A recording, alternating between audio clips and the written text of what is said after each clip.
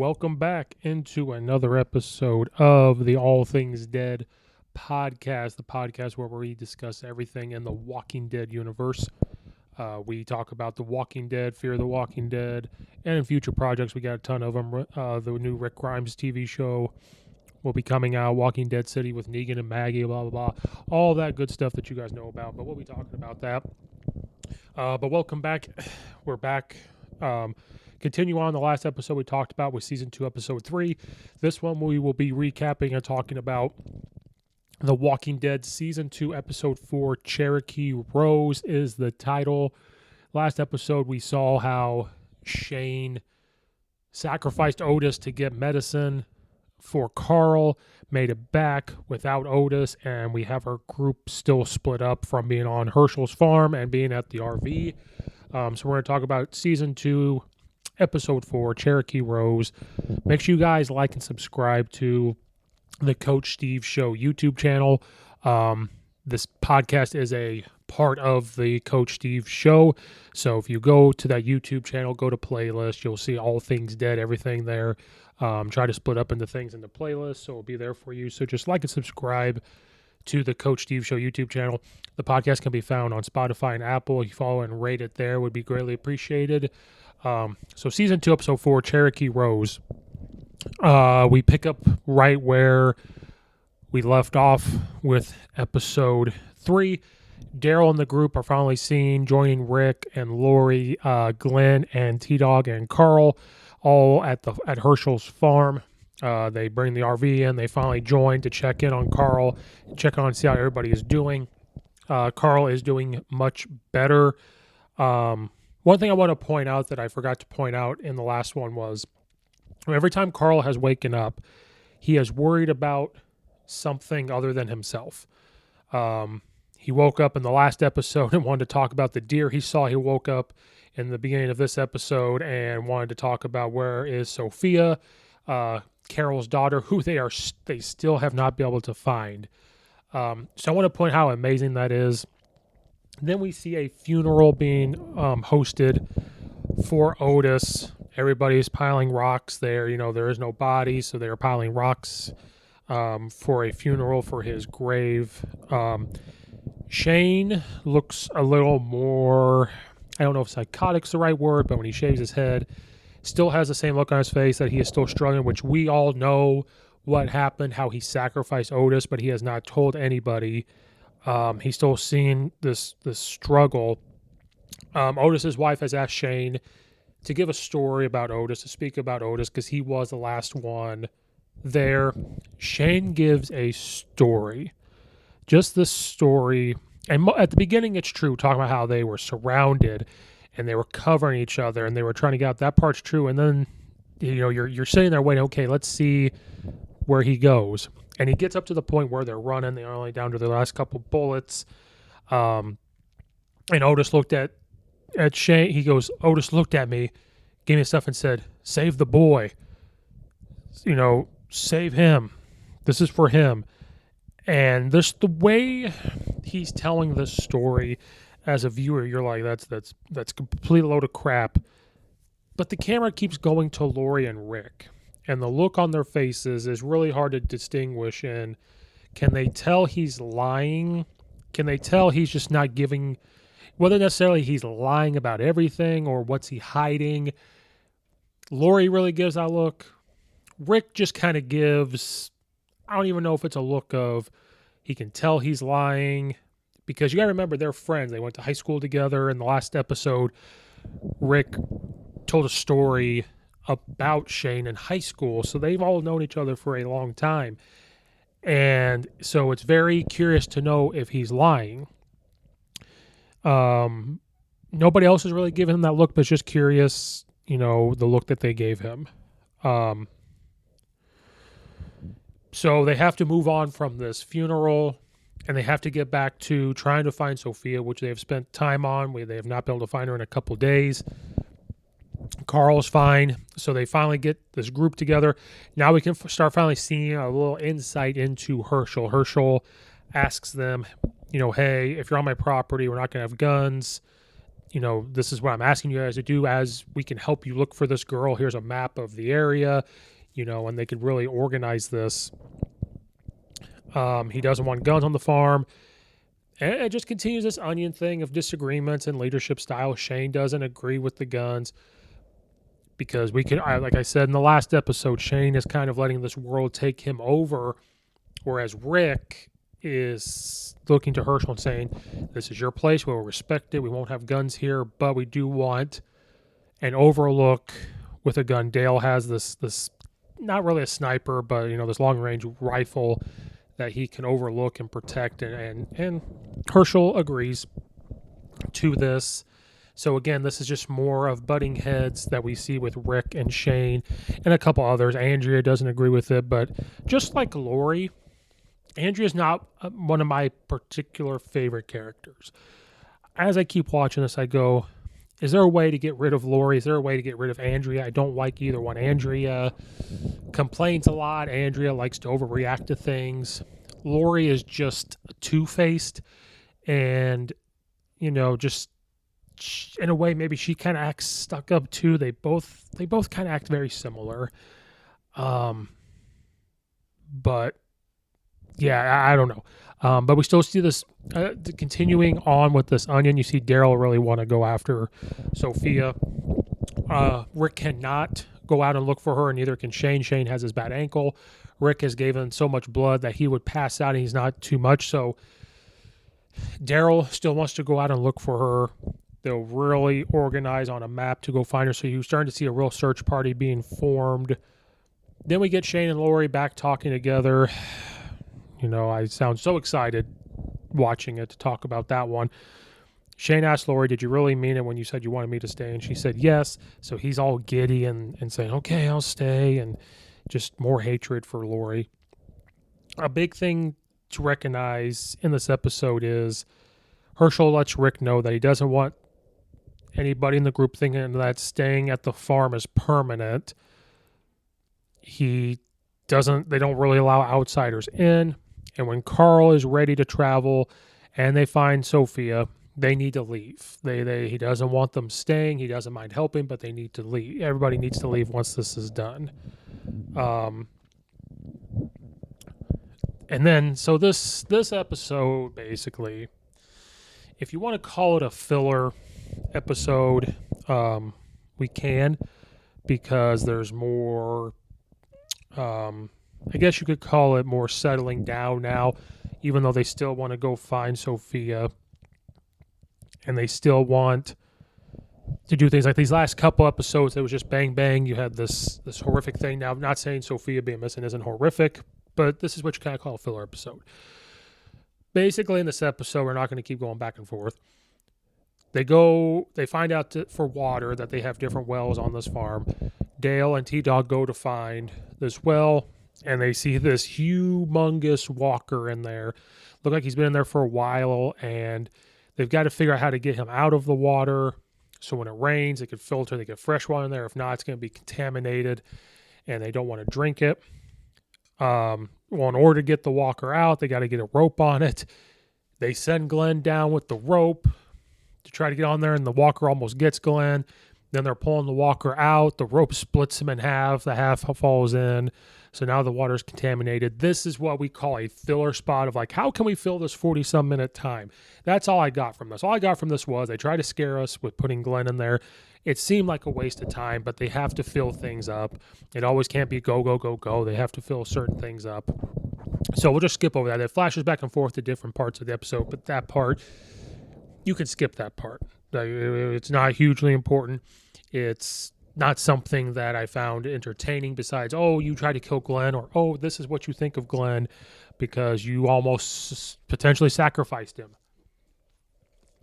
And you could tell that Maggie didn't like it. Because, again, that's probably the only thing.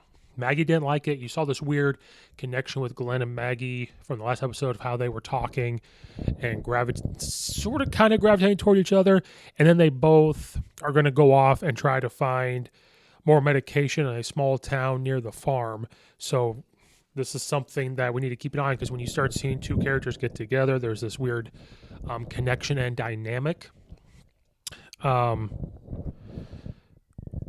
Now, as we move on, we start to see another connection. We've seen it a little bit before with Shane and Andrea. Shane and Andrea take Carol out. They leave a sign on this car and food and like a Gatorades and water for Sophia if she makes it back to the road to tell them kind of where to go and to stay, and they'll go back and keep checking on it. Shane and Andrea have this weird talk about taking someone's life, and you can slowly see the Otis thing still eating at Shane. Shane talks about taking a human life. Now he's talking about from his cop days, before the apocalypse, not quite talking about the Otis thing, even though we know what he's talking about. And basically says you just kind of learn how to deal with it, essentially. But we still can see like the twitching eyes. I mean, John Bernthal, it was perfect for this. The twitching of his eyes, see how it bothers him.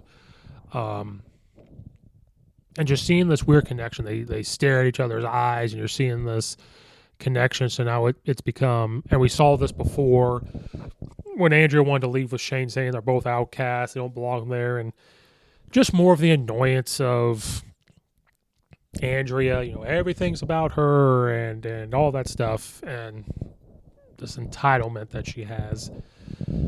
The next part, which it's not a filler part, I suppose, but this kind of sets things up for the future, I believe. Maggie and Glenn head into a small town, and you could tell it really bothers Maggie with what happened with Glenn because she's not speaking too much, but they make it.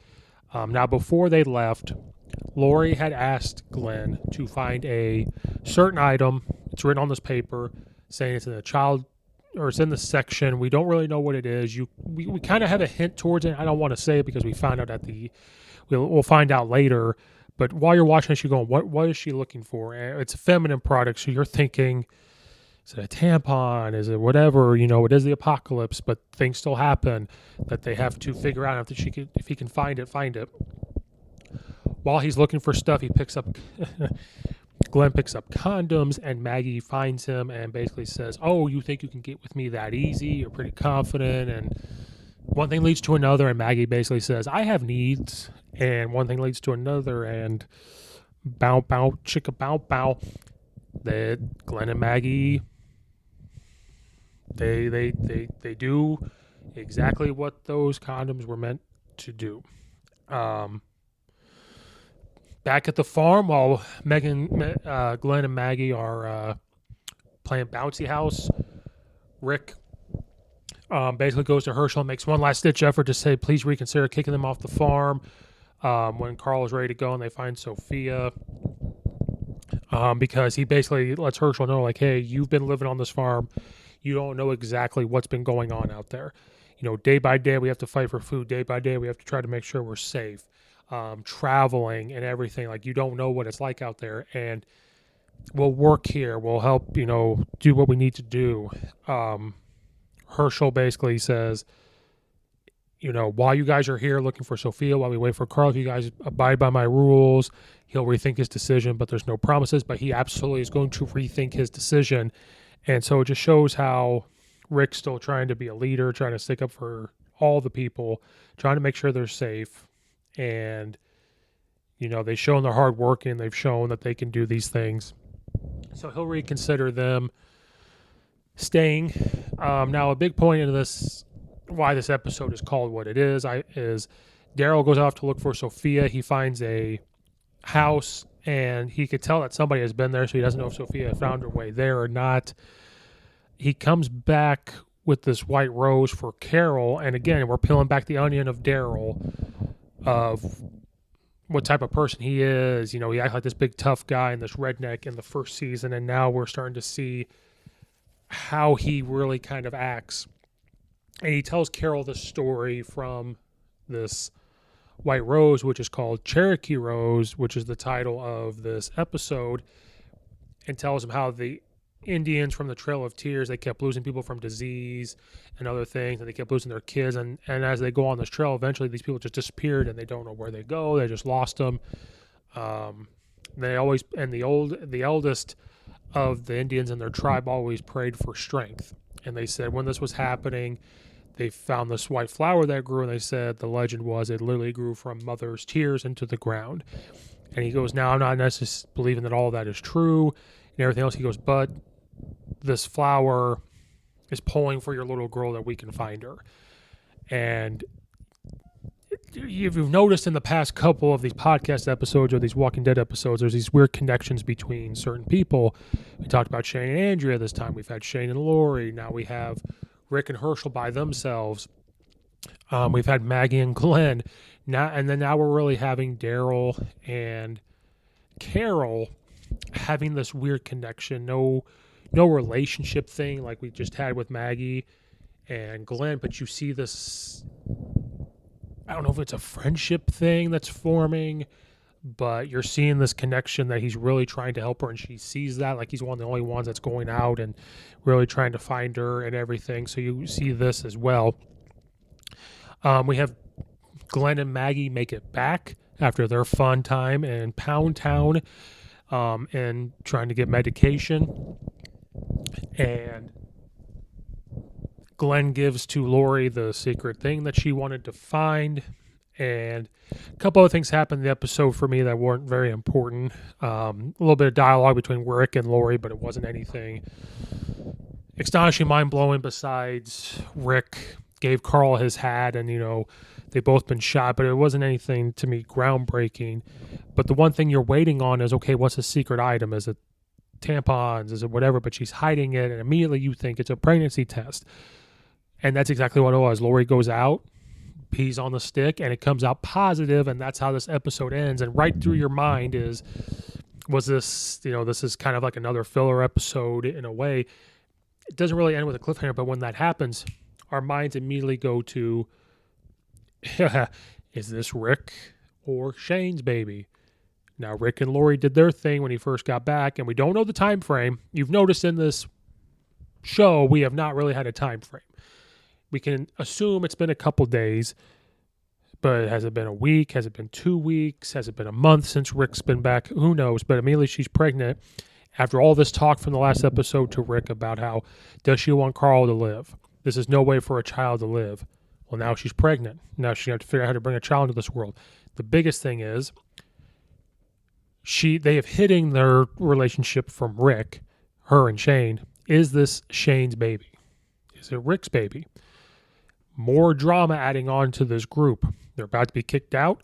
Carl's still healing. They don't know where Sophia is. Now there's going to be this turmoil because once she can't hide this unless she somehow has an abortion. But you're living in a world now where that doesn't happen. So that's how this episode ends. That will set up for season 2, episode 5.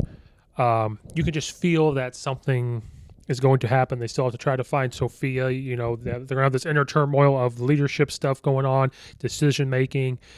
They don't know that Hershel's going to kick them out. Rick's kind of kept that to himself. They keep looking to Rick to be the leader. So things are starting to build up here, and I feel like it's just going to continue to build and build and build. Not a terrible episode, but it's not one of their best. It's just more of a different character matching that they're doing, different dialogue that happens. Hopefully, kind of like some shows and some movies, this is setting up for something down the road. But that ends season 2, episode 4. This was titled Cherokee Rose. Thank you guys for watching and or listening. Make sure you follow and rate the podcast on Apple and iTunes. Subscribe to the Coach Steve Show YouTube channel. And you go to the playlist and you can see the All Things Dead section. There's other episodes on there. And we're going to continue rolling through. The next episode will be season 2 of The Walking Dead, episode 5. Thank you guys again for watching and or listening. And we will see you guys next time.